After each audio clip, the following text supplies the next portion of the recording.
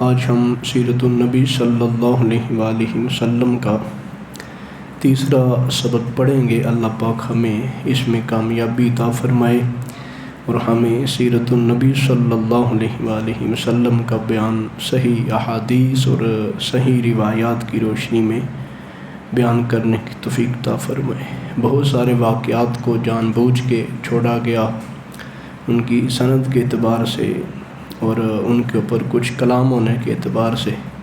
الحمدللہ ثم الحمدللہ یہی کوشش کی گئی ہے کہ ایسی روایات کا انتخاب کیا جائے جس پہ تقریباً ہر مسلک کے علماء متفق ہیں، اور ہمارے اس دور کے بھی جو بڑے بڑے محدثین جن کا بڑا نام ہے نقد و جرح میں، تو انہوں نے جو سیرت کی کتابوں اور سیرت کے واقعات کی سند کو بیان کیا، تو ان کو بھی الحمدللہ ہم اپنے پیش نظر لے کے آئے ہیں۔ اللہ پاک ہمارے اوپر رحم و کرم فرمائے۔ ہم نے پچھلے دنوں میں جو گفتگو سنی اس میں حضرت آمینہ پاک کا یہ ذکر سنا کہ وہ مقام ابوا پہ ان کا انتقال ہو گیا۔ یہ میدان بدر کے قریب ہے، جس کی تصویر آپ دیکھ رہے ہیں۔ یہ وہ اصل میں مقام تھا جہاں پہ آپ کا انتقال ہوا تھا۔ پچھلا تھوڑا حصہ آپ کے سامنے بیان ہو جائے تو آسانی ہوگی۔ اب یہ سرکار کی بکریاں چرانے کے سلسلے میں بھی ہم نے بات کی تھی، تو یہ جو آپ کو نظر آ رہے ہیں مختلف نام، یہ وہ مین بازار تھے، مین محلے تھے مکہ مکرمہ میں۔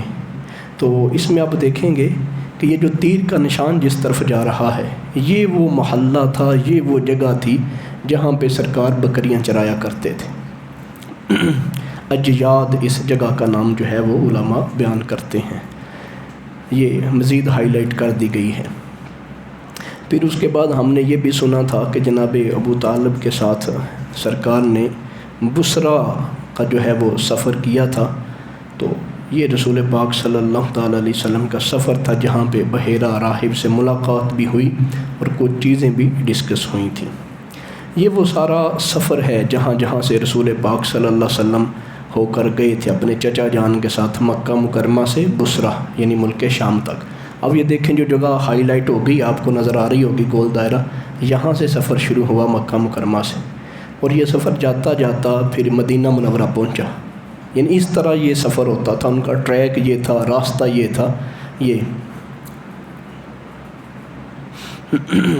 پھر یہ مدینہ منورہ سے سفر ہوتا ہوتا تیمہ ایک جگہ ہے عرب شریف میں، وہاں یہ سرکار چلے گئے، اور یہ قافلہ پھر دومتۃ الجندل یہاں پہنچا، اور پھر یہاں سے یہ قافلہ بصرہ پہنچا تھا۔ بصرہ ملک شام کے اندر آتا ہے جسے عام طور پہ ہم بصرہ پڑھتے ہیں۔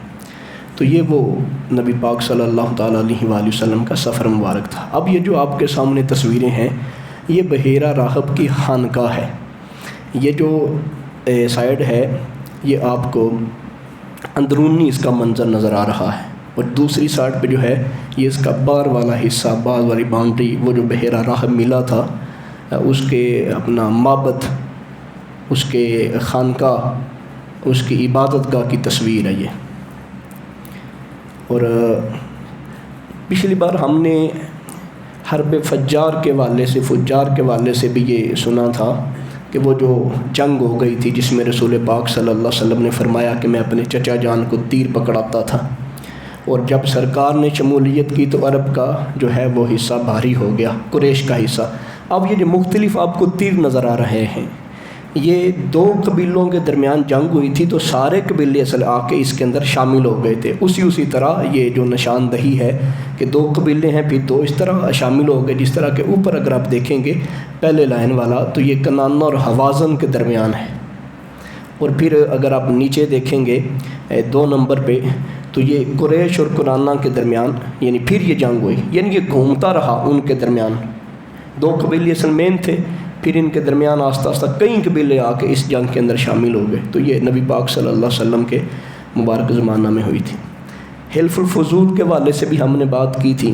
اس کے جو مین دائی تھے، دعوت دینے والے، زبیر بن عبد المطلب تھے، اور اس کی جو میزبانی تھی عبداللہ بن جدعان کے گھر میں ہوئی، وہ ان کے مین بندے تھے، جس کے والے سے ہم نے حضرت عائشہ کی وہ بخاری شریف والی حدیث پاک بھی سنی تھی۔ سرکار سے پوچھا گیا، حضرت عائشہ نے پوچھا کہ یا رسول اللہ آپ ان کے بارے میں کیا کہتے ہیں؟ تو سرکار نے فرمایا کہ بندہ تو بڑا ٹھیک تھا، لیکن اللہ تبارک و تعالیٰ کی بارگاہ میں کبھی اس نے معافی نہیں مانگی، اور کبھی اس نے اللہ رب العزت کے الہ ہونے کی بات نہیں، اس طرح کی گفتگو۔ فرمایا اس لیے اس کے جنت میں جانے کے والے سے میں نہیں کہتا، وہ جہنم سے اسی صورت محفوظ ہونا تھا اگر اس کے قائد و نظریات ٹھیک ہوتے تو۔ رفائی کام بندہ جتنے بھی کرے، عقیدہ درست نہ ہو تو وہ رفائی کام بندے کو فائدہ نہیں دے سکتے۔ اس کا مرکزی نقطہ نظر یہ تھا کہ بغاوت اور ظلم کو ختم کرنا۔ دوسرا سفر جو تھا ملک شام کی طرف، وہ جو ہم نے آخر پہ آپ سنا تھا کہ رسول پاک صلی اللہ تعالیٰ علیہ وآلہ وسلم کو بی بی پاک نے، حضرت جناب ابو طالب نے یہ کہا کہ گھر کے حالات کمزور ہیں تو لوگ جا رہے ہیں بی بی خدیجہ کا سامان لے کے، تو آپ بھی جو ہے وہ کوشش کریں تاکہ کچھ مدد ہو جائے گی۔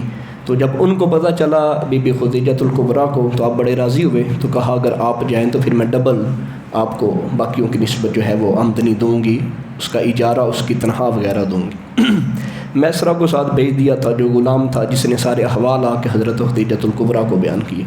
پھر وہاں پہ جو راہب ملا تھا وہ نستورہ راہب تھا، اس نے بھی رسول پاک صلی اللہ علیہ وسلم کے بارے میں جو چیزیں دیکھیں، سرکار کے اوپر سایہ وغیرہ کرنا، وہ دیکھا، تو وہ میسرہ نے بھی اس کی باتیں سنی جو آ کے حضرت خدیجہ کو بتائیں، اور پھر وہ مطمئن ہوئیں، اور ان کا مزید دل جو تھا وہ رسول پاک صلی اللہ تعالیٰ علیہ وسلم کی طرف مائل ہو گیا۔ راستے میں احراسات کہ جو ایسی چیزیں کہ جو عقل کو حیران کر دیتی ہیں، وہ بھی اس نے آ کے بیان کی تھی۔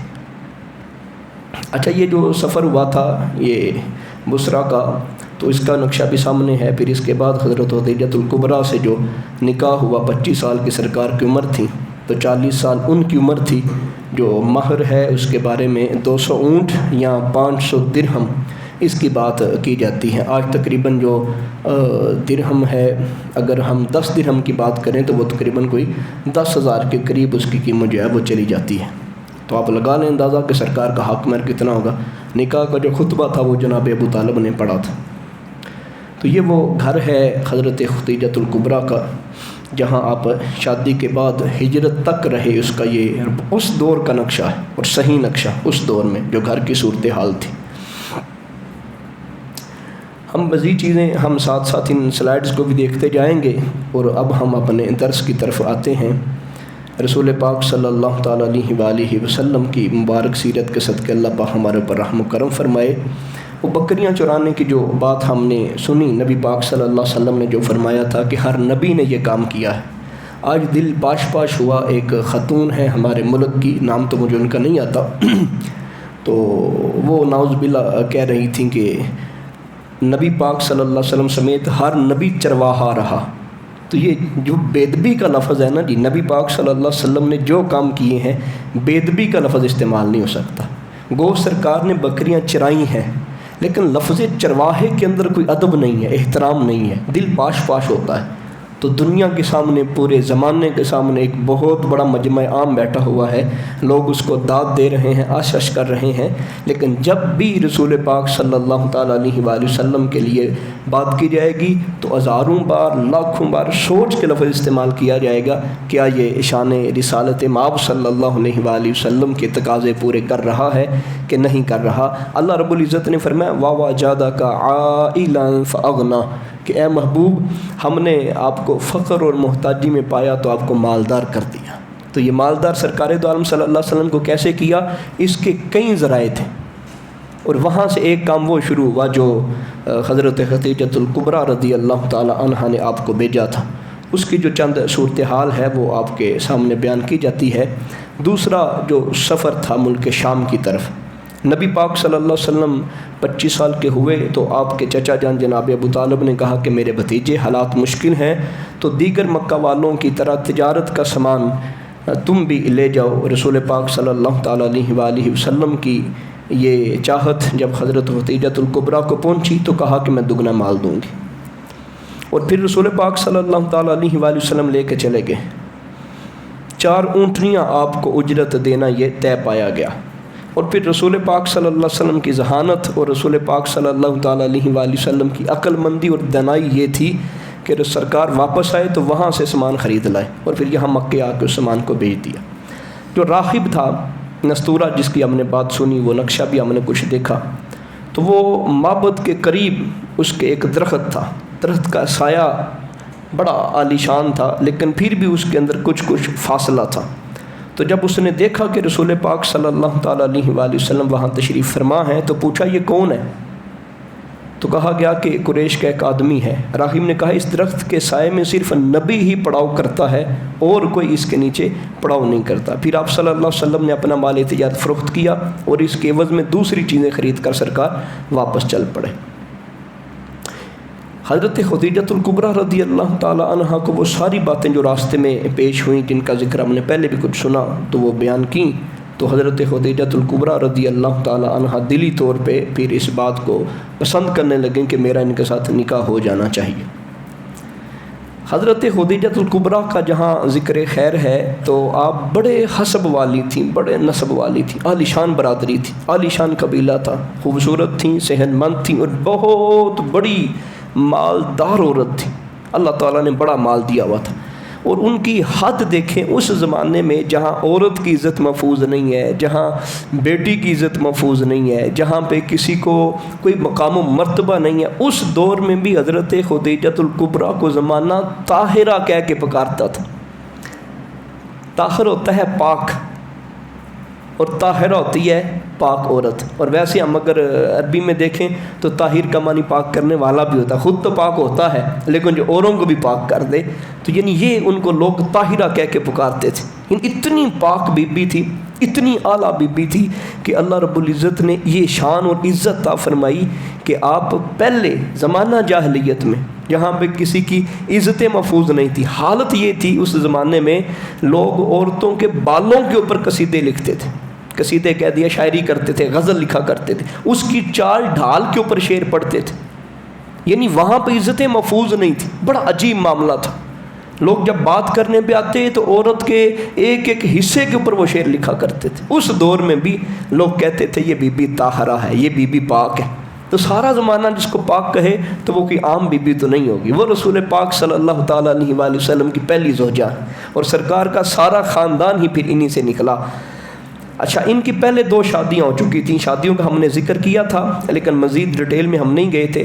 ایک کا نام تھا عتیق مخزومی، یہ پہلے شوہر تھے جن سے ان کی ایک لڑکی ہوئی جو محمد بن سیفی مخزومی کی ماں بنی۔ اس کے بعد ان کی شادی ابو حالہ تمیمی سے ہوئی جس سے ان کے ہاں ہند بن ہند پیدا ہوئے جو صحابی بن کر جنگ بدر میں شہید ہوئے اور پر حدیث کے بہت بڑے راویوں میں ان کا شمار ہوتا ہے۔ اور زینب نام کی ایک لڑکی بھی پیدا ہوئی، اور حالہ رسول پاک صلی اللہ تعالیٰ علیہ وآلہ وسلم کے پروردہ بنے۔ ابو حالہ کی وفات کے بعد بہت سے جاہ و حشمت اور مال و جائیداد والوں نے حضرت خدیجۃ الکبریٰ سے شادی کرنے کی ریکویسٹ بھیجی، لیکن آپ نے ہر کسی کو ٹال دیا۔ یعنی پہلی 2 شادیاں ہو گئیں، دوسری شادی ہو گئی تو آپ نے شادی کرنے کا ارادہ ختم کر دیا، اب میں آگے نکاح نہیں کرنا۔ بات ہو رہی ہے حضرت خدیجۃ الکبریٰ کی۔ آپ نے کہا نہ بس اب میرے بچے بھی ہیں اور میں آگے نکاح نہیں کرنا۔ 2 شوہر تھے، دونوں کا انتقال ہو گیا۔ لیکن جب وہ میسرہ نے آ کے باتیں کی، اور پہلے بھی نبی پاک صلی اللہ علیہ وسلم کی مشہوری تھی پورے عرب کے اندر اور بالخصوص مکے کے اندر، تو بڑی سرکار کی مشہوری تھی۔ یہ حقیقت ہے، جس طرح آپ لوگ سنتے ہیں وہ صادق الامین ہی کہتے تھے سرکار کو۔ سرکار دو عالم صلی اللہ علیہ وسلم کہتے تھے بہت سچے ہیں، بہت سچے ہیں، حد درجے کے سچے ہیں۔ یہ سرکار کی عظمت اور شان وہ پہلے بیان کرتے تھے۔ لیکن اس کو یہ ساری چیزیں دیکھیں تو پھر عام آمادہ ہو گئیں کہ رسول پاک صلی اللہ تعالیٰ علیہ وآلہ وسلم سے نکاح کر لیا جائے۔ اب یہاں سے ایک بات دیکھیں، 2 شادیاں ہیں پہلے اور دونوں میں سے بیٹے ہیں۔ اللہ رب العزت کو جتنا پیار اس دھرتی میں نبی پاک سے ہے اور کسی سے نہیں ہے، ہم طلاق یافتہ عورت کو اہمیت ہی کوئی نہیں دیتے۔ اب سب سے زیادہ اس دھرتی پہ لوگ جن کے ہاتھ چومتے ہیں، جن کے قدم چومنے کو تیار ہیں، وہ سید ہے۔ لیکن اس سید کی ابتدا کہاں سے ہوتی ہے؟ حضرت خدیجۃ الکبریٰ ہی ہے نا جی وہ اصل ہستی۔ پہلے 2 شادیاں ان کی ہو چکی، اور نبی پاک صلی اللہ علیہ وسلم جتنا سونا جوان، خوبرو، کنوارا شخص، عظیم عظمت والے، اور سارا زمانہ جن کو لائک کرتا ہے، پسند کرتا ہے، سرکار نے بھی یہ نہیں کہا کہ میں شادی کوئی نہیں کرنی ہوتی۔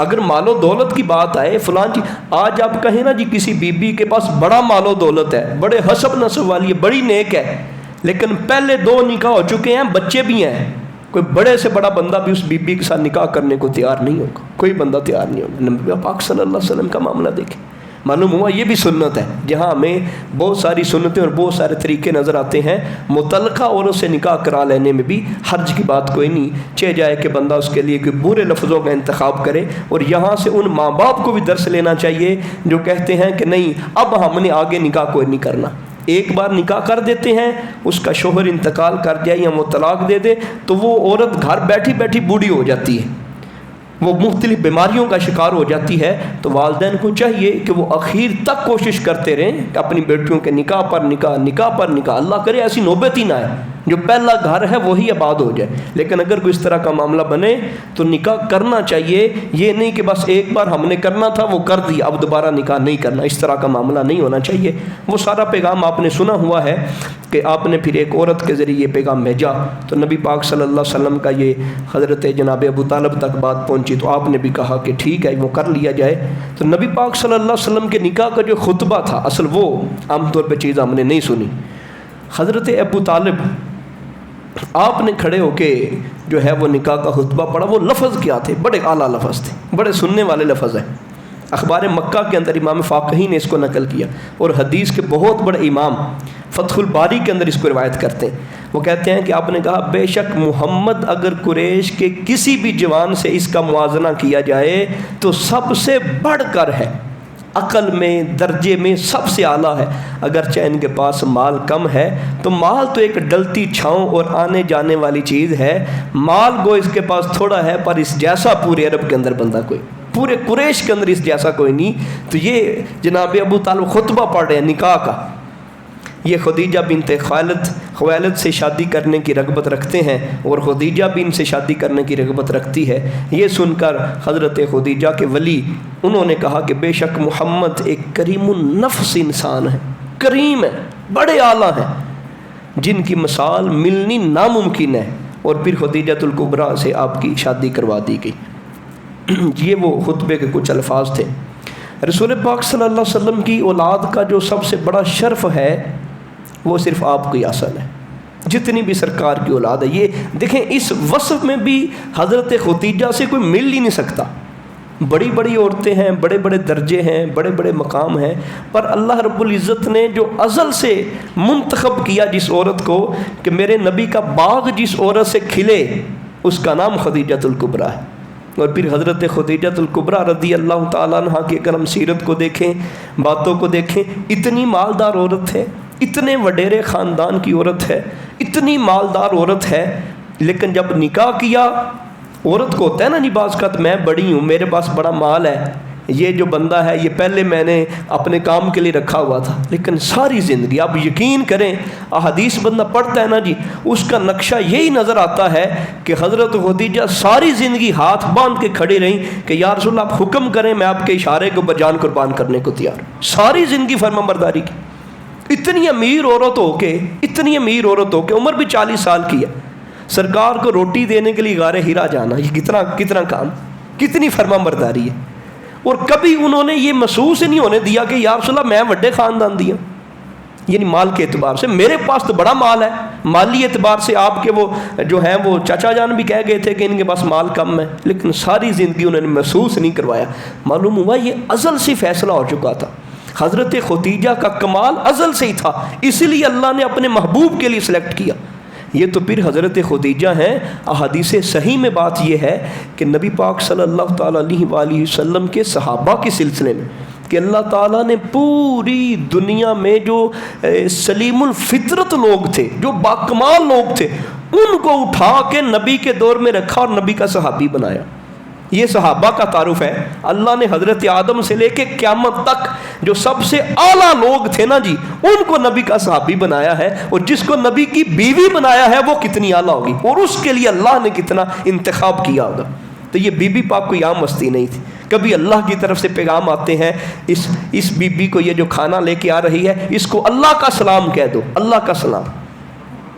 کیا وہ کمال بی بی ہے اور کیا ان کی شان ہے، کیا عظمت ہے۔ یہ عظمت ایسے ہی نہیں مل جاتی، کچھ بندے کو خود بھی کرنا پڑتا ہے، ساری امیری چھوڑ دی، ہر چیز چھوڑ دی، اپنا بنایا ہوا پلان چھوڑ دیا کہ میں نے اب نکاح کوئی نہیں کرنا، اب میں نے نکاح نہیں کرنا۔ جب سرکار کو دیکھا تو کہا یہ تو میرے مقدر کے لیے بہت اونچی بات ہے، اگر سرکار سے میرا نکاح ہو جائے تو پھر آپ آمادہ ہو گئے، پھر سرکار سے نکاح کر بھی لیا، اور پھر ساری زندگی سرکار کی غلامی کے اندر گزار دی، سرکار کو تسلیاں دی، سرکار کو دلاسے دیے، اور اپنا سارا مال سرکار کے قدموں پہ لا کے نشاور کر دیا کہ یا رسول اللہ صرف میں ہی نہیں، میرا سب کچھ آپ کا ہے، آپ جس طرح چاہیں آپ کریں۔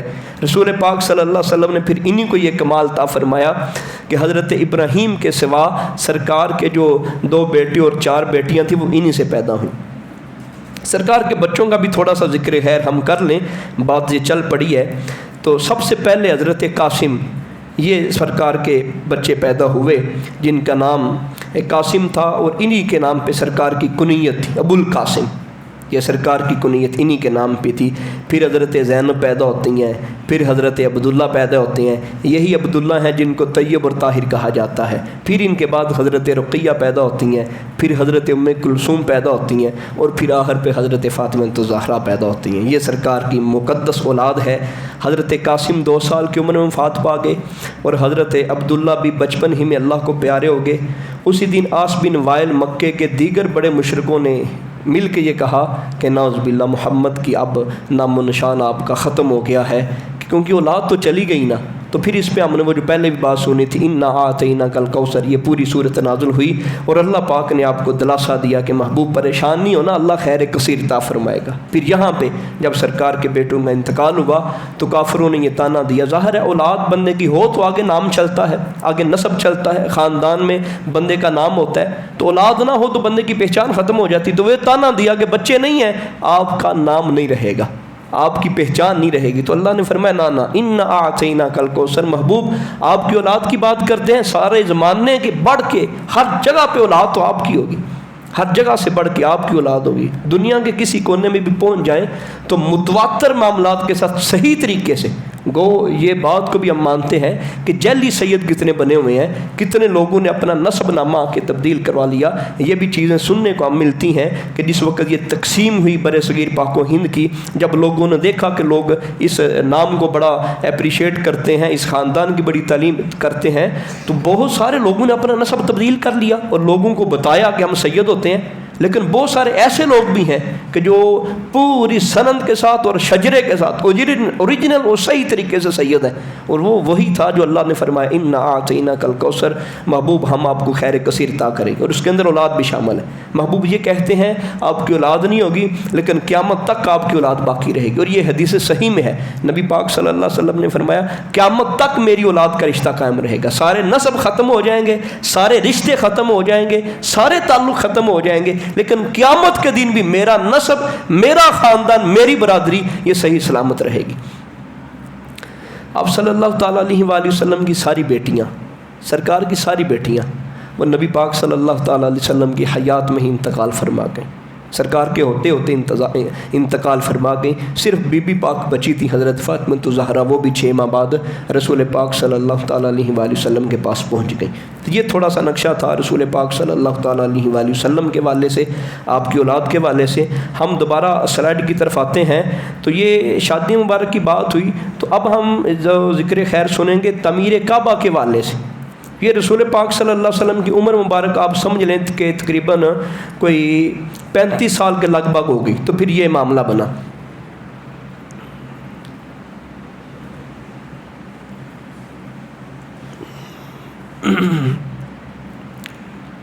درود شریف پڑھ لیں۔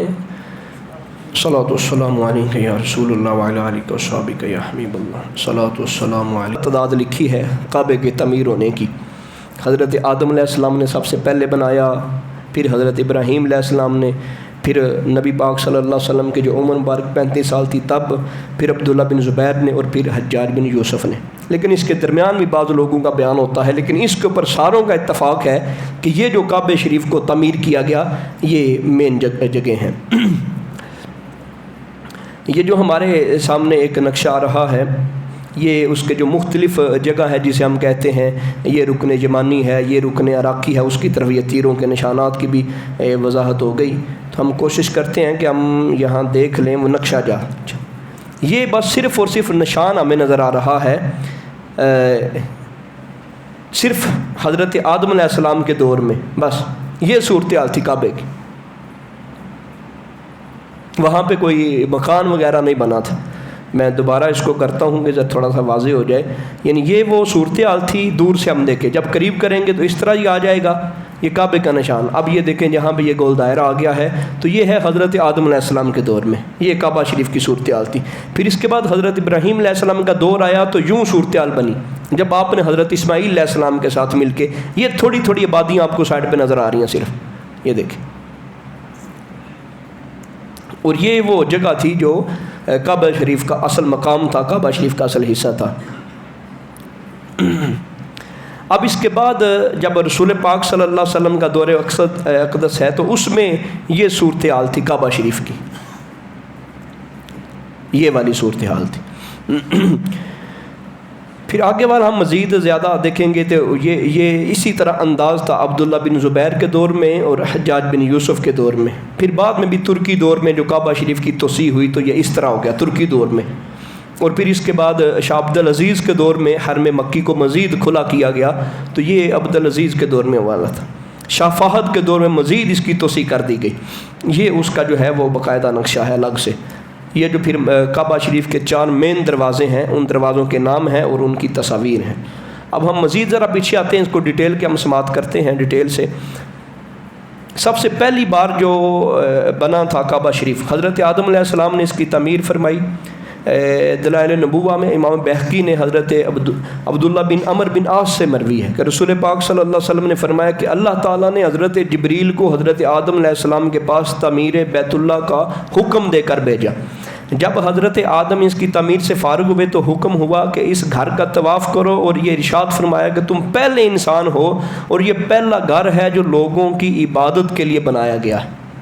بس اتنی سی بات تھی اس دور میں, اس کا نقشہ آپ نے دیکھ لیا. ہوا کیا, جب حضرت نوح علیہ السلام کا جو طوفان آیا وہ آیا تو نام و نشان مٹ گئے.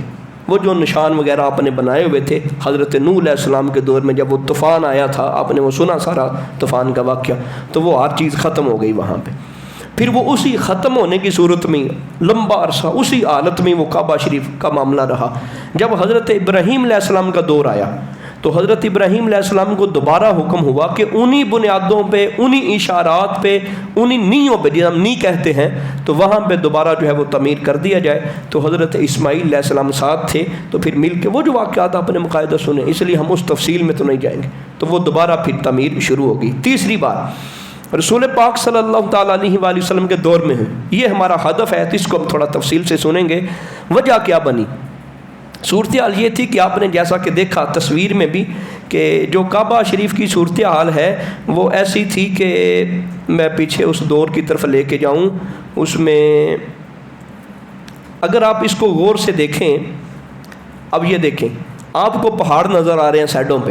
اب کعبہ شریف کو نہ دیکھیں, سائڈیں دیکھیں, یہ درمیان جگہ ہے, ارد گرد سارے پہاڑ ہیں. تو پہاڑوں سے سارا پانی جب ٹوٹ کے آنا ہے اور شدید پانی آنا ہے تو مسئلہ تو بننا ہے. اصل یہ اس کا بات تھوڑا سا ذہن میں رکھیں کہ سائڈیں ساری اونچی ہیں اور کعبہ کی جگہ جو ہے وہ نیچے ہے. اب بھی ایسی صورتحال ہے, وہ انہوں نے بہت ساری پہاڑیاں کاٹ دی ہیں, لیکن اس کا جو مجموعی جغرافیائی نقشہ ہے وہ ایسا ہی ہے. اب ہم پھر پیچھے آتے ہیں. ہر طرف پہاڑ تھے, اس لیے وہ ہر وقت سیلاب کی زد میں رہتا. یعنی جب جب سیلاب آتا پہاڑوں کے اوپر پانی کی کثرت کے جمع ہونے کی وجہ سے, اسی وجہ سے قریش نے اس کے چاروں طرف ایک بند باندھ دیا تھا, بند. لیکن وہ بند کیا کرتا, بار بار سیلاب آئے اور اس دور میں اتنی کنکریٹ کا معاملہ ہی نہیں تھا تو بند بھی ٹوٹ جایا کرتے تھے, تو پانی نیچے آ جایا کرتا تھا اور کعبہ شریف کی دیواریں پھٹ جایا کرتی تھیں اور گر جانے کا خطرہ رہتا تھا. بیت اللہ کے دروازے, ایک اور وجہ یہ بنی کہ بیت اللہ کے جو دروازے تھے وہ بڑے نیچے تھے, زمین کے قریب تھے, اور وہاں خزانے دفن تھے, تو وہ خزانے بھی کئی دفعہ چوری ہو گئے. انہی دنوں ایک عورت خانہ کعبہ کے پاس خوشبو دان لے کر آئی, جس کی ایک چنگاری سے کعبے کے غلاف میں آگ لگ گئی اور پورا غلاف جل گیا. جس طرح یہ اب بھی عرب میں آپ نے دیکھا ہوگا کہ وہ خوشبو کو جلاتے ہیں. ہمارے ہاں اگربتیاں ہوتی ہیں نا جی, اس طرح وہ کوئلے کے اوپر رکھ کے نا جی اس کو خوشبو دیتے ہیں اور دھونی, تو خوشبو مہکتی ہے، لیکن اس کی چنگاری سے کعبے کا غلاف جل گیا۔ اس لیے اب قریش نے جب ساری صورتحال دیکھیں کہ دیواریں بھی ذرا جو ہے وہ بڑی کمزور ہو گئی ہیں، بار بار پانی بھی آتا ہے، دروازہ بھی نیچے ہے، اب یہ پردہ بھی جل گیا ہے، اب کوشش یہ کی جائے کہ اب ہم اس کو جو ہے وہ گرا دیں، منہدم کر دیں، یا جس طرح ہمارے ہاں ادب سے کہہ دیتے ہیں شہید کر دیا جائے۔ تو یہ معاملہ بنا۔ اچھا، جب یہ ارادہ بن گیا اب کرے کون؟ یہ نیا مصیبت بن گئی ان کے لیے کہ یار کعبے کو جو ہے وہ گرانا ہے تو گرائے کون؟ حالانکہ مسجد بھی ہم بڑا مقدس جگہ ہوتی ہے، اولیاء اللہ کے مزارات بڑے مقدس جگہ ہوتی ہیں، صحیح اللہ کی ولی ہوں گی تو بندہ ڈرتا ہے۔ وہ تو پھر کعبہ تھا کہ یار کعبے کی دیوار کو توڑے کون ایسا کرے؟ اب یہ مسئلہ بن گیا تو بالآخر ولید بن مغیرہ اس نے کہا جی یہ میں کام کرتا ہوں۔ اس نے ہاتھ میں پھاوڑا لیا، یعنی ودان کہہ لیں اس دور میں، تھوڑا کہہ لیں، وہ لیا تو کہا اللہم لا نرید الا الخیر، کہ یا اللہ میں خیر کے سوا اور کوئی ارادہ نہیں رکھتا، ہم تو بہتری کے لیے اس کو گرا رہے ہیں۔ تو یعنی یہ لفظ بولے، اللہ کا نام بھی لیا اور پھر جو ہے یہ اس کام کو شروع کیا، لیکن لوگ پھر بھی نہ مانے، کہا نہ اسی نہیں ٹانا۔ ولید بن مغیرہ نے پہلا تھوڑا مارا، ایک حصہ تھوڑا سا گرا دیا، کہا لو جی آپ کام شروع کرو، کہا کہ نہ اسی نہیں گرا، رات اج ویکھو جے صبح تک ہے ٹھیک رہا تو پھر اسی مان جائیں گے نہیں کریں گے۔ وہ رات ساری دیکھتے رہے، جب صبح اٹھ کے دیکھا تو ولید بن مغیرہ بالکل ٹھیک تھا۔ اب لوگوں نے کہا کہ نہیں یہ ٹھیک ہے، اللہ تبارک و تعالیٰ اس کام پہ راضی ہے، اگر اللہ راضی نہ ہوتا تو اس کو راتوں رات عذاب آ جانا تھا۔ اب وہ لوگ شروع ہو گئے، ٹھیک ہے جی گرا دیا جائے، باقاعدہ اس کے لیے جگہ تقسیم کر دی گئی۔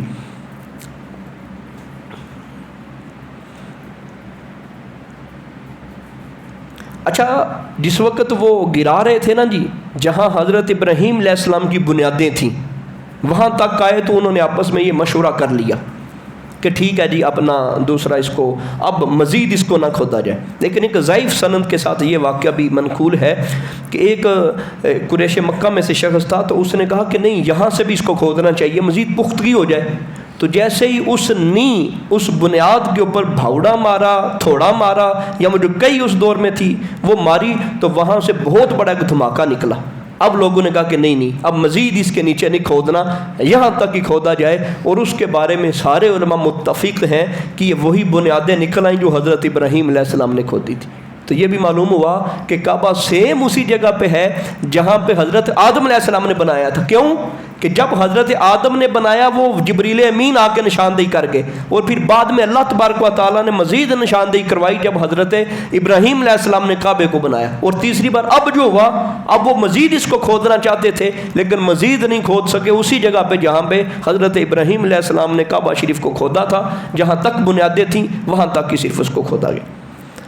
وہ جو بات ہم نے جمعے کے اندر کی تھی، امام ابن اسحاق نے اس کو نقل کیا کہ سب نے اس پر اتفاق کیا کہ اس کی تعمیر پر صرف حلال کمائی خرچ کرنی۔ یہ جملہ ان کے لیے بڑا قابل تعریف۔ وہ جیسے بھی تھے کعبے والے، لیکن کیا ان کی ہمت، کیا ان کے جذبے تھے، کیا ان کی عقیدت تھی کعبہ شریف کے ساتھ۔ کہا کہ ہم جو بھی کرتے ہیں وہ کریں گے، لیکن کعبے کے ساتھ کیا کریں گے؟ اس میں زانیہ کی اجرت نہیں لگے گی، سود کا مال نہیں لگے گا، غصب کیا ہوا مال اس میں داخل نہیں ہوگا۔ پھر سب نے اپنا اپنا حصہ بنانا شروع کر دیا۔ نبی پاک صلی اللہ تعالیٰ علیہ وآلہ وسلم نے بھی شرکت فرمائی۔ 35 سال کی سرکار دو عالم صلی اللہ علیہ وسلم کی عمر شریف تھی۔ یہ ایسے ہی نہیں ہے، آج بھی ہمارے بعض لوگ کہتے ہیں کہ نہیں وہ اگر پیروں کو ہم نے حصہ دینا ہے نا جی، فلاں جگہ پہ دینا ہے تو حلال کمائی دی جائے۔ ہر جگہ پہ حلال دینی چاہیے، سب سے بڑھ کے اپنی اولاد کی توجہ ہونی چاہیے۔ اللہ کے محبوب کا فرمان ہے، حدیث صحیح ہے، مفہوم اس کا یہ ہے، سرکار نے فرمایا حرام مال سے حرام گوشت ہی پروان چڑھتا ہے۔ تو اس لیے صرف نیک جگہوں پہ حلال پیسہ نہیں، ہر جگہ پہ حلال پیسہ ہی استعمال ہونا چاہیے۔ حرام پیسے کا اتنا وبال ہے، ہمارے پر زکوٰۃ فرض نہیں ہوتی۔ اگر کسی بندے کے پاس کروڑوں روپیہ حرام کا ہے، اس کے اوپر زکوٰۃ فرض نہیں ہے۔ رشوت کا ہے، سود کا ہے، اس کے اوپر زکوٰۃ فرض ہی نہیں۔ کیوں؟ وہ پیسہ اس کا نہیں ہے، اس پیسے سے حج فرض نہیں ہے، وہ پیسہ نیکی کے راہ میں دیا جائے تو قابل قبول نہیں ہے، اس پیسے کی وقت ہی نہیں ہے، اس کی حیثیت ہی نہیں ہے۔ ایک بندہ ساری زندگی چوری کرتا رہا، اس کو بعد میں آ کے اللہ نے ہدایت دے دی، اس نے سچی توبہ بھی کر لی۔ اب بھی حکم یہ ہے کہ جس گھر سے اس نے چرایا تھا مال، ان لوگوں کے جا کے پیسے پورے کر دے، واپس کر دے جا کے، پھر اس کی توبہ قبول ہوگی۔ ایک افسر تھا، وہ رشوت لیتا تھا، وہ جس سے رشوت لی ہے ان ساروں کو رشوت واپس کرنا ہوگی۔ وہ پیسے اس کے ہے ہی نہیں، اس لیے زکوٰۃ بھی فرض نہیں ہے، قربانی بھی لازم نہیں ہے، آج بھی لازم نہیں ہے۔ یہ حرام کے پیسے اور حرام کی کمائی کا جو وبال ہے۔ لیکن صدقے اور واری جائیں، کیا انہوں نے جملہ بولا، کہا کہ کعبہ شریف۔ معلوم ہوا کہ ادب تو تھا نا جی ان کے دل میں کعبے کا۔ تو کعبہ شریف کا جو اس کی دوسری تعمیر ہے وہ صرف حلال کمائی سے ہونی چاہیے۔ اچھا، چوتھی بار جو اس کعبہ شریف کی بنی جگہ وہ عبداللہ بن زبیر اپنے ان کا زمانہ خلافت اس کے اندر انہوں نے کیا۔ پھر پانچویں بار حجاج بن یوسف نے اس کو تعمیر کیا۔ اب نبی پاک صلی اللہ علیہ وسلم کے دور میں اگر ہم دیکھیں، ہم دوبارہ اس نقشے کی طرف آتے ہیں، آپ ذرا اس کو اگر غور سے دیکھیں، میں ادھر لانے کی کوشش کر رہا ہوں۔ ایک جگہ بچ گئی تھی اس میں، جو رسول پاک صلی اللہ تعالیٰ علیہ وآلہ وسلم کے دور میں کعبہ شریف کو۔ اب آپ یہ دیکھیں، یہ جو حصہ آپ کو چھوٹا سا کعبہ شریف کے اندر یہ گولائی سے جو نظر آ رہی ہے، یہ والی جگہ یہ دیکھیں، یہ کعبہ شریف ہے، اور یہ تھوڑا سا حصہ جو الگ سے ہے، اس کو حتیم کعبہ بھی کہتے ہیں۔ حتیم، اس کے اوپر کعبے کا پرنالہ گرتا ہے، یعنی کعبہ شریف کا جو پانی اس کے اوپر گرتا ہے۔ اصل یہ حصہ بھی کعبے کے اندر کا حصہ تھا، یہ حصہ بھی کعبے کے اندر کا حصہ تھا۔ حالات بڑے ماڑے تھے، حالات بڑے کمزور تھے اس وقت، تو اس حالات کی کمزوری کی وجہ سے پھر انہوں نے کہا کہ اس حصے کی نشاندہی کر دی جائے، بعد میں جب اللہ تبارک و تعالیٰ ہمیں موقع دے گا، ہمیں فرصت عطا فرمائے گا مالی، تو پھر ہم اس حصے کو دوبارہ پھر تعمیر کر دیں گے، باقی بنا لیا جائے، اب اس کو ایسے ہی چھوڑ دیا جائے۔ تو یہ حصہ بھی کعبہ شریف کے اندر تھا۔ انہوں نے لگائی حلال کمائی، پر کرنے کی بات نہیں کی، کہا کرنا ہم نے حلال پیسوں سے ہی ہے، بے شک پورا تعمیر نہ بھی ہو، جتنا بھی تعمیر ہوگا ہم حلال پیسوں سے کریں گے، حرام پیسہ ہم کعبے کے اوپر نہیں لگائیں گے۔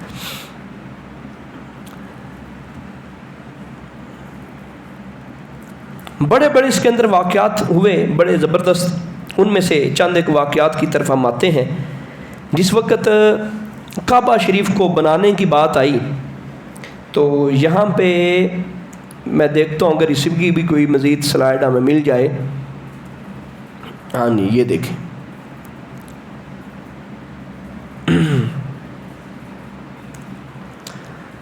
کہ خون میں انگلیاں ڈبا دی گئیں۔ وجہ یہ بنی، انہوں نے کہا کہ یہ جو حجر اسود ہے، اب کعبہ بنا لیا، دیوار بھی بن گئی، حجر اسود کو اس کی جگہ پہ ہم نے اٹھا کے رکھنا ہے، اس پتھر کو، حالانکہ اس کی طرح ہی بھی بڑی پرانی ہے، یہ سفید سے سیاہ کیسے ہو گیا؟ تو وہ جو حجر اسود کا حصہ تھا، ہر قوم کہتی ہم نے رکھنا ہے، ہم نے رکھنا ہے، ہمارا اعزاز ہوگا، ہمارا نام ہوگا۔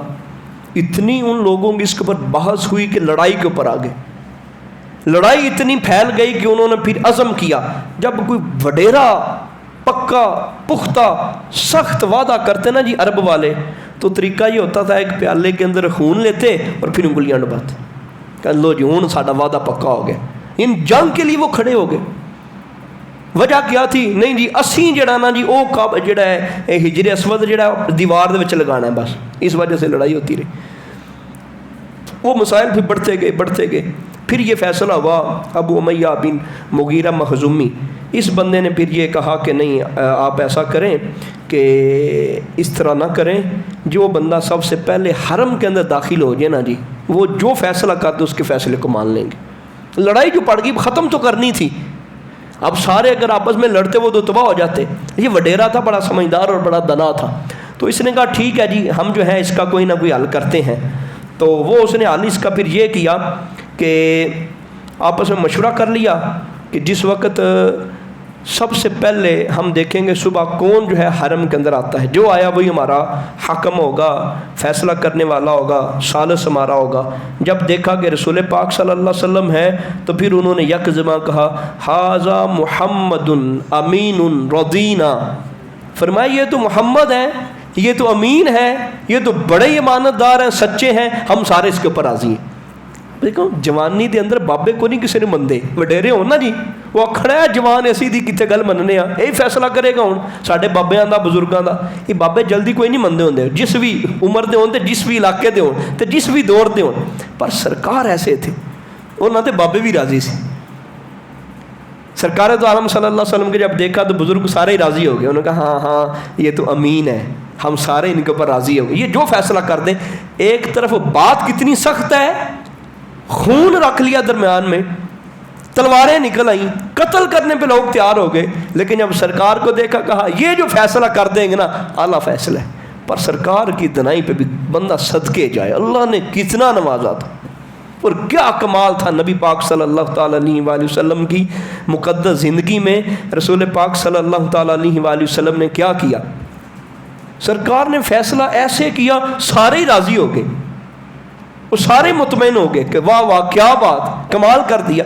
سرکار نے فرمایا ایسے کرو ایک چادر کو نیچے بچھا لو چادر کو نیچے بچھا لو اور اس کے اندر حجر اسود کو رکھو تو سارے قبیلے جو عرب کے ہیں ان کے جتنے بھی سردار ہیں وہ سارے چادر کو پکڑ کے رکھے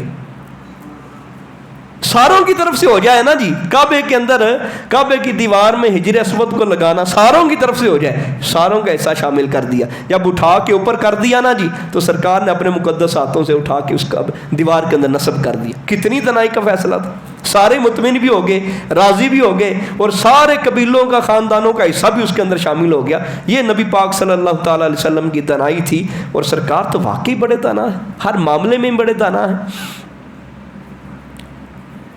اچھا ایک اور واقعہ یہاں پہ آیا یہ جو جدہ ہے یہ قریب ہی ہے جدہ بھی اس کو بعض علماء پڑھتے ہیں اس کی اصل لغت کے اعتبار سے تو یہ بندرگاہ تھی جہاں کے جہاز وغیرہ رکتے تھے ایکسپورٹ کا مال ہوتا تھا یہاں یہ کہہ لیں کہ ایک کنارہ تھا اس کا سمندر کا تو اب بھی وہاں پہ اسی طرح صورتحال ہے تو وہ قریب ہی تھا اتنا فاصلے پہ نہیں تھا تو معلوم ہوا کہ وہاں پہ آ کے نا جی ایک بڑا جہاز ٹوٹ گیا ہے لیکن جہاز کے جو تختے تھے نا جی وہ تختے منگوا لیے خرید لیے وہ تو وہاں پہ ایک بہت بڑا معمار تھا کاریگر تھا اس کو بھی لے لیا تو اس کے ساتھ بھی بات طے کر لی کہ کعبہ شریف کی جو چھت ہے وہ اس کے ذریعے بنا دی گئی پھر وہ جو تختے تھے وہ اس جو سفینہ تھا جو دریا اس وقت جو کہہ لیں جہاز تھا وہ ٹوٹا پھر اس کو خرید کے اس کا سامان وہاں لگا دیا گیا تھا اور پھر اب اس کو انسان کے قد کے برابر اونچا کر دیا اب جو ہمیں نظر آتا ہے نا جی کعبہ شریف یہ اسی صورت میں بنایا تھا یہ دوبارہ اس کے اندر کوئی کمی بیشی نہیں ہوئی سرکار کرنا چاہتے تھے کمی بیشی لیکن وہ کسی وجہ سے بھی نبی پاک صلی اللہ علیہ وسلم نے نہیں کی تو پھر اسی طرح اس کو رہنے دیا تو پھر اس کا جو ہے وہ بلند بنا اچھا کعبے کے اندر اس دور میں بھی ہر عام خاص کو نہیں داخل ہونے دیتے تھے اس کی کعبے کی نئی تعمیر میں ایک یہ چیز بھی شامل تھی وہ یہ کہتے تھے کہ نہیں ہر بندہ ہی داخل ہو جاتا ہے اب دروازہ بالکل نیچے تھا تو کہا نہیں دروازہ اوپر بنا دیتے ہیں اس کے اندر بھی ہم اس چیز کو دیکھیں گے کس نے کعبے کے اندر داخل ہونا ہے اور تب کا یہ اوپر ہی بنا ہوا ہے وہ دروازہ آپ نے دیکھا نا جی انسان کا جہاں پہ سر ہے وہاں پہ وہ دروازہ ہے تو اس دور کا وہاں پہ بنا ہوا ہے اچھا یہاں پہ ایک میں روایت کے حوالے سے بیان کرنا چاہ رہا ہوں الحمدللہ ہمیں جو ہے وہ آن لائن بھی کافی سارے لوگ اس کو سنیں گے ایک روایت یہ سرکار کی تعمیر کے حوالے سے ہماری بڑی معتبر کتابوں کے اندر شامل ہے کہ جب نبی پاک صلی اللہ تعالیٰ علیہ وآلہ وسلم تعمیر فرمانے کے لیے حصہ ڈال رہے تھے تو سرکار بھی دور دراز سے پتھر اٹھا کے کندھا شریف کے اوپر لا کے رکھ رہے تھے حضرت عباس بھی آپ کے ساتھ تھے تو آپ کو یہ فرمایا گیا کہ آپ اس طرح کریں اپنا جو تہمد ہے اس کو کھول کے تو نیچے رکھ لیں اور پھر اس کے اوپر جو پتھر رکھیں ڈائریکٹ پتھر آپ رکھیں گے تو وہ پرابلم کرے گا اور آپ کو نقصان دے گا سرکار نے اپنا وہ تہمد مبارک کھولا تو جیسے ہی وہ کھولا تو سرکار دو عالم صلی اللہ علیہ وسلم کا وہ جسم مبارک نظر آنے لگا تو سرکار بے ہوش ہو گئے تو اس کے اوپر پھر علماء فرماتے ہیں کہ نہیں گو یہ جتنی بھی معتبر کتاب کے اندر یہ روایت ہو ہم اس روایت کو قبول نہیں کرتے کہ کسی بندے نے اس روایت کا اضافہ کر دیا ہوگا بہت سارے بندے اس کے اندر توجیحات بھی پیش کرتے ہیں لیکن جو بات زیادہ دل کو لگتی ہے وہ یہی ہے کہ یہ روایت گو ہماری بڑی معتبر کتابوں کے اندر شامل ہے لیکن ہم اس کو قبول نہیں کریں گے سب سے پہلے رسول پاک صلی اللہ علیہ وسلم کی عزت ہے ایسے تسلیم ہی نہیں کیا جا سکتا کہ سرکار 35 سال کی عمر کو پہنچ جائے اور تہمت کھول دیں تیمم مبارک کھول دو جسم مبارک. اس روایت سے اندر یہ بھی معلوم ہوتا ہے کہ سرکار کا وہ جسے ہم کہتے ہیں جی وہ چھپانے کی جگہ وہ نظر آئی تو سرکار گر گئے نیچے. تو ایسا نہیں، اس طرح کا کوئی معاملہ نہیں ہوا تھا. ابن اسحاق وغیرہ نے اس روایت کو نقل کیا ہے نبی پاک صلی اللہ علیہ وسلم کے حوالہ سے. مستدرک حاکم کے اندر بھی اس کو نقل کیا گیا، بلکہ امام حاکم نے کہا یہ جو بھی میں روایت بیان کروں گا یہ مسلم کی شرائط کے اوپر ہے. امام ذہبی نے اس کی تائید کی ہے. تاریخ ابن جریر کے اندر بھی یہ موجود ہے، معجم صغیر کے اندر بھی ہے، طبرانی نے بھی اس کو لکھا ہے، مختلف علماء نے لکھا ہے. حافظ ذہبی نے اس کی تصحیح کی ہے اور بہت سارے لوگوں نے اس کی تخریج بھی کی ہے. لیکن اس دور کے ایک بہت بڑے عرب کے شیخ ہیں علامہ البانی، انہوں نے اس کے ضعیف ہونے کا حکم لگایا ہے.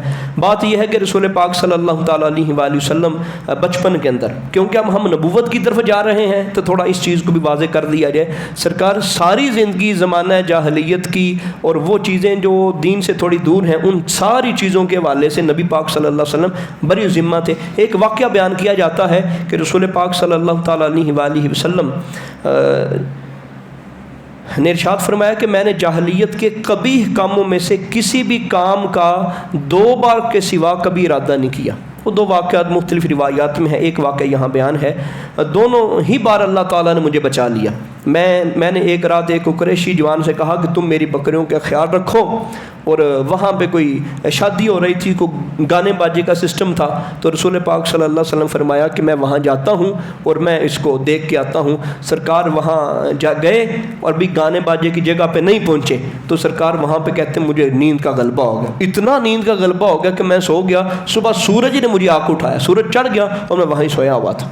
تو یعنی اس طرح کے واقعات سرکار ساری زندگی ان چیزوں سے پاک رہے، بری ذمہ رہے. علامہ البانی کے علاوہ باقی امام حاکم کا بہت بڑا نام ہے. اور حدیث کے صحیح ہونے میں اصول یہ نہیں ہے کہ وہ بخاری مسلم کی حدیث ہو. حدیث کے صحیح ہونے میں یہ اصول نہیں ہے وہ صحاح کی ہو. حدیث کے صحیح ہونے کا صرف اصول یہ ہے جب حدیث لکھنے والا محدث اپنی حدیث کی کتاب کے مقدمے میں لکھے کہ میں نے اس کتاب کے اندر صحیح احادیث جمع کرنے کا التزام کیا ہے، ہر اس حدیث کی صحت کو مانا جائے گا. اگر کوئی ایسا قرینہ، کوئی ایسی وضاحت نہ ملے جس کی وجہ سے اس کا ذوف یا اس کا موضوع ہونا واضح نہ ہوتا ہو تو باقی اس کے علاوہ ہر حدیث کو صحیح مانا جائے گا. امام حاکم کہتے ہیں کہ میں اپنی اس حدیث کے اندر، کتاب کے اندر، مستدرک کے اندر صحیح احادیث کا التزام کرتا ہوں. پھر کہتے ہیں کہ امام مسلم کی شرطوں پر ہے. تو اس حدیث کے اندر نبی پاک صلی اللہ تعالی وسلم فرمایا نیند کا غلبہ ہو گیا اور میں نے کبھی کوئی جاہلیت والا کام نہیں کیا، یہ ارادہ کیا اللہ تعالیٰ نے مجھے بچا لیا. اسی طرح کے ایک اور واقعہ بھی ہے، اس کے حوالے سے بھی رسول پاک صلی اللہ علیہ وسلم نے فرمایا کہ مجھے بچا لیا گیا. اب ہم چونکہ نبوت کے اور قریب آتے جا رہے ہیں، کچھ ایسی چیزیں بھی ہمارے سامنے ہونی چاہیے. رسول پاک صلی اللہ تعالیٰ علیہ وآلہ وسلم کے بہت بڑے دشمن عبد الدار، قبیلہ عبد الدار کا نضر بن حارث تھا. اس کو کہا جاتا تھا قریش کا یہ شیطان ہے اور سرکار کا بڑا دشمن تھا. ہمیشہ نبی پاک صلی اللہ علیہ وسلم کو نقصان پہنچانا چاہتا تھا. میدان بدر میں قتل کر دیا گیا. اور آپ کے بارے میں اس کے جو لفظ ہیں وہ سننے چاہیے. کہا کہ محمد تمہارے درمیان ایک کم سن نوجوان تھا.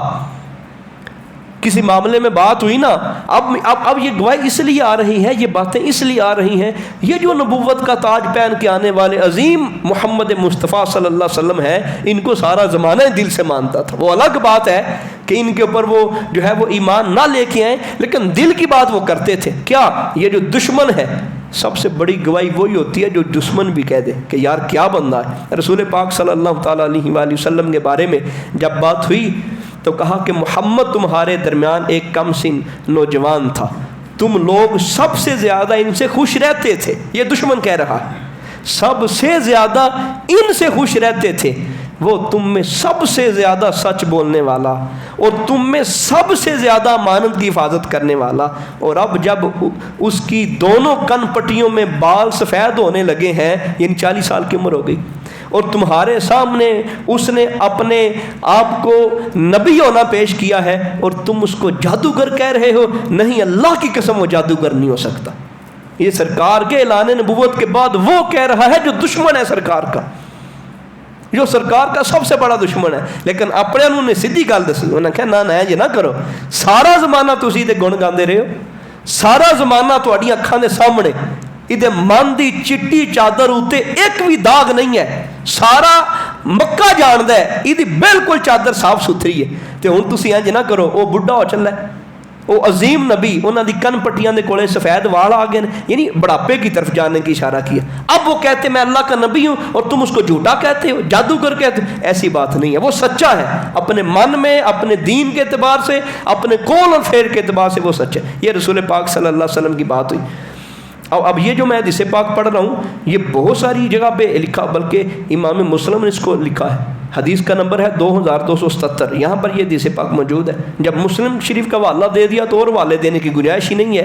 جابر بن سمرہ فرماتے ہیں رسول پاک صلی اللہ علیہ وسلم نے فرمایا میں مکہ میں ایک پتھر کو جانتا ہوں جو بعثت سے پہلے مجھ پر سلام کرتا تھا۔ اعلان نبوت تو پہلا پتھر جنہاں نو سلام کرے، کیا مقام ہے ان کا اور کیا ان کا رتبہ ہے، آج بھی میں اس کو پہچانتا ہوں، آج بھی میں اس کو جانتا ہوں۔ مسلم شریف کے اندر ہے، اعلان نبوت سے پہلے پتھر مجھے سلام کرتا ہے، میں ان کو بھی جانتا ہوں۔ اور امام ابن اسحاق نے اس کو لکھا کہ بعض اہل علم سے یہ روایت ہے جب اللہ تعالیٰ نے آپ کو مقام نبوت پر سرفراز کرنا چاہا، آپ قضائے حاجت کے لیے شہر مکہ سے دور مکہ کی گھاٹیوں اور وادیوں کی طرف نکلتے تو راستے میں شجر و حجر کہتے السلام علیکہ یا رسول اللہ۔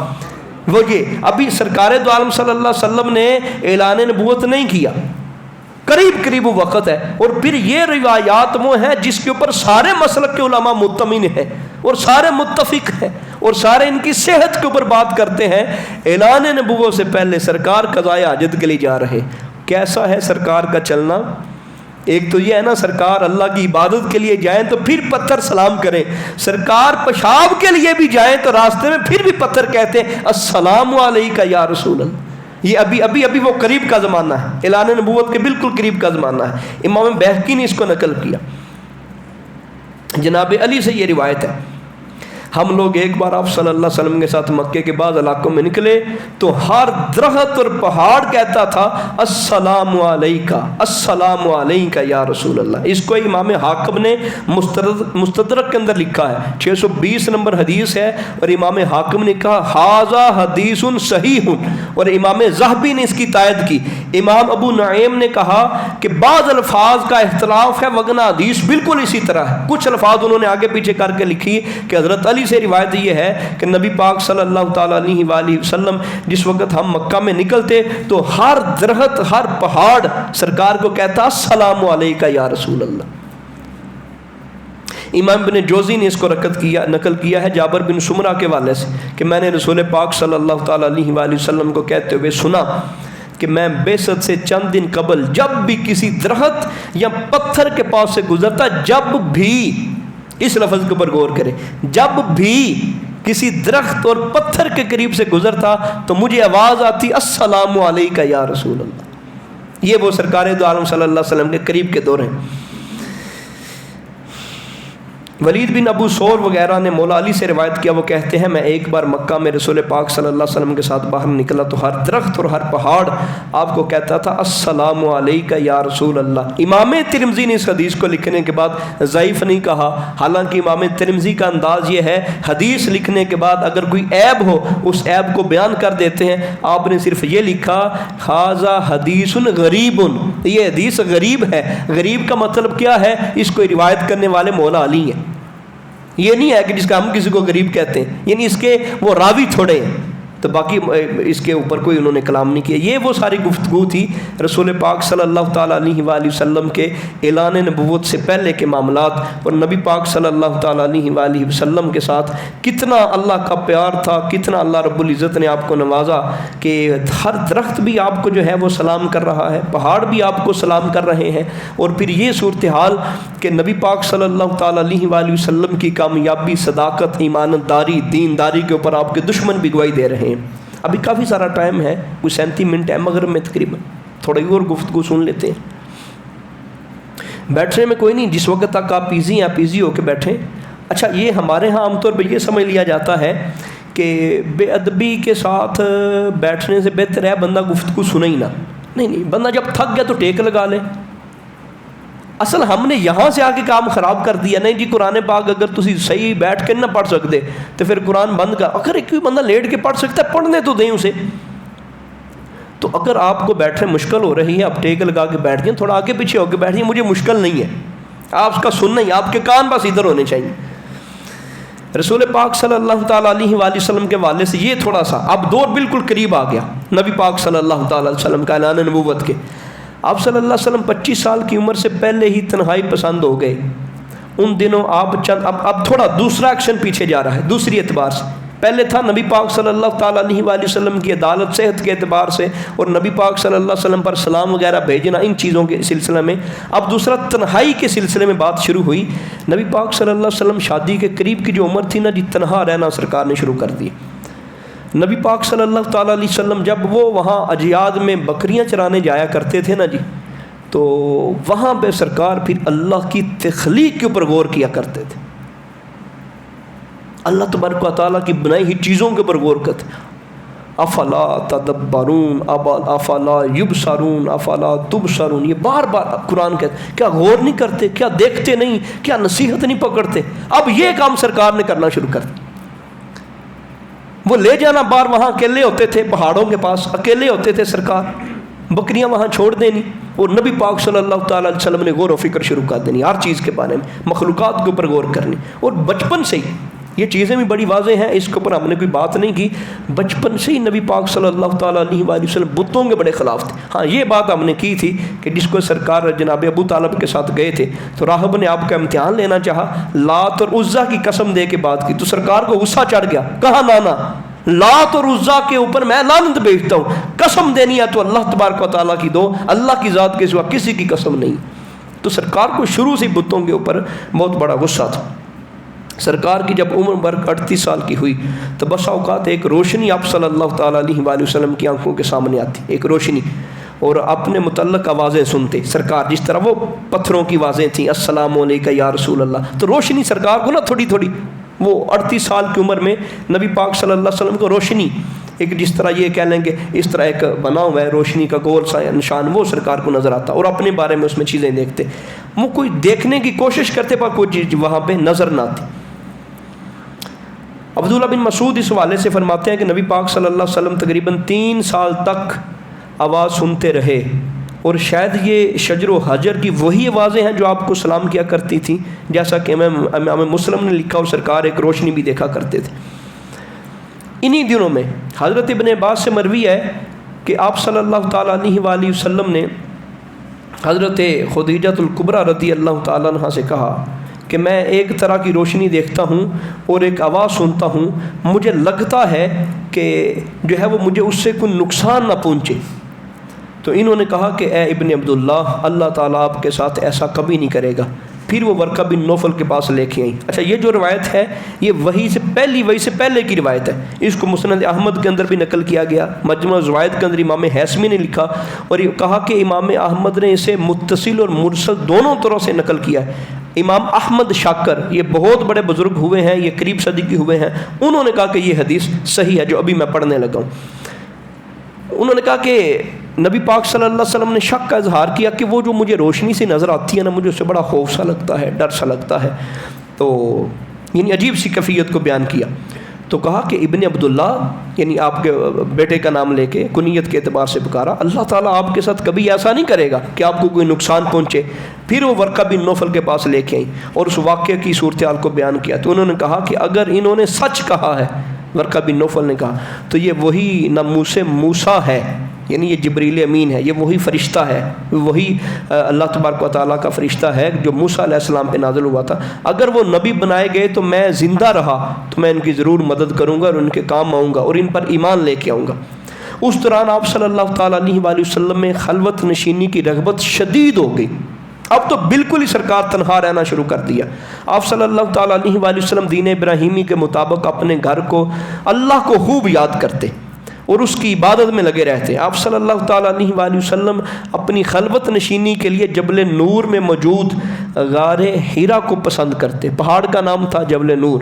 اس کی بھی ہم وہ شکل دیکھنے کی کوشش کرتے ہیں، یہ پیرا تھوڑا مکمل کر لیا جائے، جہاں سے خانہ کعبہ سیدھا نظر آیا کرتا تھا، یہ خصوصیت تھی، وہاں بیٹھنے کی یہ خصوصیت تھی کہ سرکار دو عالم صلی اللہ علیہ وسلم بیٹھے ہوتے تھے اور سیدھی نظر جو ہے وہ کعبہ شریف کے اوپر پڑتی تھی، عبادت میں لگے رہتے، تقریباً 3 میل کی دوری پر یہ جو ہے وہ غار حرا۔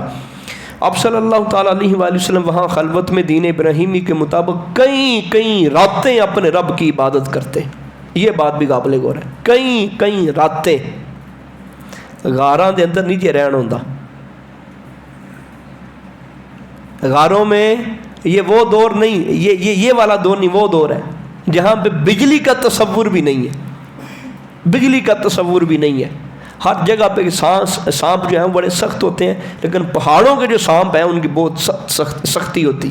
بڑے اور طرح کے بھی جانور وہاں پہ نقصان دینے والی چیزیں موجود ہو سکتی ہیں، لیکن سرکار دو عالم صلی اللہ تعالیٰ علیہ وآلہ وسلم غار کے اندر کئی راتیں گزار دیتے۔ اچھا یہاں پہ یہ سوال ہوا کہ ڈر نہیں لگتا؟ جب اللہ کی محبت کا غلبہ ہونا جی پھر ڈر کوئی نہیں لگتا، پھر ڈر کوئی نہیں لگتا۔ تو وہ اللہ کی محبت کا غلبہ ہوتا تھا تو توجہ کسی اور طرف جاتی نہیں تھی، اس لیے سرکار کئی راتیں وہاں پہ گزار دیا کرتے تھے۔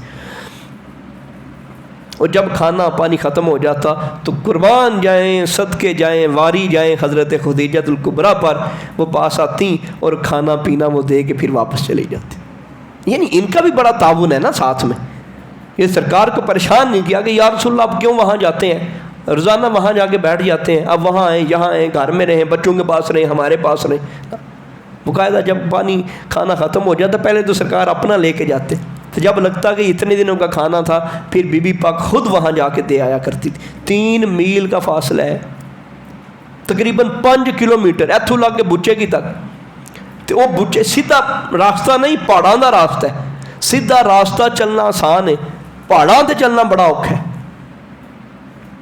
اعلان نبوت سے پہلے چند آخری سالوں میں آپ صلی اللہ تعالیٰ علیہ وآلہ وسلم ماہ رمضان میں مکہ مکرمہ کو چھوڑ ہی دیتے تھے اور پورا مہینہ اسی غار میں گزارتے۔ بلا شبہ آپ صلی اللہ علیہ وسلم کو غار حرا کو اختیار کرنا مشیت الہی کے مطابق تھا، تاکہ آپ دعوت اسلام کا بار گراں اٹھانے اور اس امر عظیم کا استقبال کرنے کے لیے تیار ہو جائیں، اور سرکار شاید اسی انتظار میں وہاں رہا کرتے تھے۔ ایک اور کام بھی ہوا، ایک تو یہ کہ سرکار نے خلوت کو اپنا لیا، تنہائی، اور تنہائی کہاں؟ وہاں غار حرا میں جا کے سرکار رہتے۔ ایک اور بھی معاملہ پہلے ہوا، وہ معاملہ یہ تھا کہ نبی پاک صلی اللہ علیہ وسلم کو خواب آنا شروع ہو گئے، برے خواب نہیں، اچھے خواب، اور اتنے واضح خواب ہوتے، خواب میں جو دیکھا بالکل خوب وہی معاملہ سامنے نظر آ جاتا۔ بخاری شریف کی حدیث پاک ہم یہاں پہ سنتے ہیں، حضرت عائشہ پاک فرماتی ہیں رسول پاک صلی اللہ علیہ وسلم پر نزول وحی کی ابتدا سچے خوابوں کی صورت میں ہوئی۔ جب بھی کوئی خواب دیکھتے تو اس کی تعبیر صبح صادق کی طرح سامنے آ جاتی، بالکل واضح تعبیر اس کی واضح ہوتی۔ تو یہاں سے نبی پاک صلی اللہ علیہ وسلم کی نبوت کی ابتدا تھی وہ اور ہونا شروع ہو گئی۔ مشہور ماہر فلکیات ہے محمود پاشا، یہ مصر کے رہنے والے ہیں، وہ اپنی تحقیق کے مطابق لکھتے ہیں کہ نبی پاک صلی اللہ تعالیٰ علیہ وآلہ وسلم جب 40 سال 40 دن کے ہوئے، یعنی یہ چیزیں ملتی تو نہیں ہمیں حدیث کی کتابوں میں، یہ ڈیٹیل ملتی تو نہیں 40 دن والی، لیکن انہوں نے پوری تحقیق کی، ایک دن کا حساب لگایا، پھر سال بنائے، پھر پورا نقشہ بنایا، اور نقشہ بنانے کے بعد انہوں نے کہا 40 سال 40 دن کے ہوئے۔ تو اس وقت 17 رمضان مبارک تھا، سوار کا دن تھا۔ کتنی محنت بندے نے کی ہوگی، کتنے سالوں کا نقشہ بنایا، اور نقشہ بنا کے دن بھی بتا دیا، اور پھر عمر مبارک بھی بتا دی، پھر مہینے کی تاریخ بھی بتا دی، اور مہینہ بھی بتا دیا کہ یہ مہینہ تھا۔ تو اس نے کہا کہ 17 رمضان تھا، سوار کی رات تھی، جبریل امین نبی پاک صلی اللہ تعالیٰ علیہ وآلہ وسلم کے پاس پہلی وحی لے کر آئے۔ تو یہ ہمارا وہ بیان تھا رسول پاک صلی اللہ تعالیٰ علیہ وآلہ وسلم کے حوالہ سے۔ تو ہم یہاں سے پھر مزید کچھ دیکھنے کی کوشش کریں گے جو غار حرا کو ہم نے سنا۔ تو اب یہ دیکھیں، آپ کے سامنے نظر آ رہا ہے آپ کو حرم شریف، اور حرم شریف کے ساتھ آپ کو جبل نور نظر آ رہا ہے کوئی فاصلے پہ، اور پھر وہاں پہ غار حرا ہے۔ یہاں اس نقشے میں یہ بتایا گیا ہے کہ یہاں حرم ہے جہاں پہ گول دائرہ ہے، اور 3 میل کا فاصلہ ہے، اور وہاں پہ پہاڑ ہے جس پہاڑ کا نام ہے جبل نور، اس کے قریب ہے غار حرا، اور یہ ہے وہ غار حرا۔ تو جہاں پہ رسول پاک صلی اللہ تعالیٰ علیہ وآلہ وسلم عبادت کیا کرتے تھے اور سامنے سے کعبہ شریف جو ہے وہ نظر آیا کرتا تھا۔ اب خلاصہ اس کا یہ ہے کہ رسول پاک صلی اللہ تعالیٰ علیہ وآلہ وسلم جو بعثت کا آخری وقت تھا، نبی پاک صلی اللہ علیہ وسلم کے اوپر جو معاملہ ہونے والا تھا نبوت کا، تو اس سے پہلے سرکار دو عالم صلی اللہ علیہ وسلم پر خواب آنے شروع ہو گئے، واضح خواب، جو خواب دیکھتے اس کی تعبیر بالکل واضح سامنے نظر آ جاتی۔ دوسرا معاملہ یہ ہوا سرکار نے تنہائی کو پسند کر لیا، بالکل تنہا رہتے غار ہرا میں۔ تیسرا معاملہ یہ ہوا کہ رسول پاک صلی اللہ تعالیٰ علیہ وآلہ وسلم جہاں سے گزرتے وہ درخت ہوں، وہ پتھر ہوں، ہر چیز آپ کو کہتی ہے السلام علیکہ یا رسول اللہ، السلام علیکہ یا رسول اللہ۔ تو اللہ پاک ہمارے اوپر رحمت فرمائے، ہماری جو درست گفتگو ہوئی اللہ پاک اسے اپنی پاک بارگاہ میں قبول فرما لے، اور جو ہم سے کمی بیشی رہ گئی اللہ پاک اس کی معافی عطا فرمائے۔ جس محبوب نبی کا ذکر ہم سن رہے ہیں، کر رہے ہیں، جمع ہوئے بیٹھے، اللہ پاک اس محبوب نبی کے صدقے ہمیں دارین کی برکتیں عطا فرمائے، آمین بجاہ النبی الامین صلی اللہ علیہ وآلہ وسلم۔ کہ حافظ صاحب بیٹھے ہوئے ہیں کہ مناسب نہیں تھا ہم ان کو نیچے بٹھاتے۔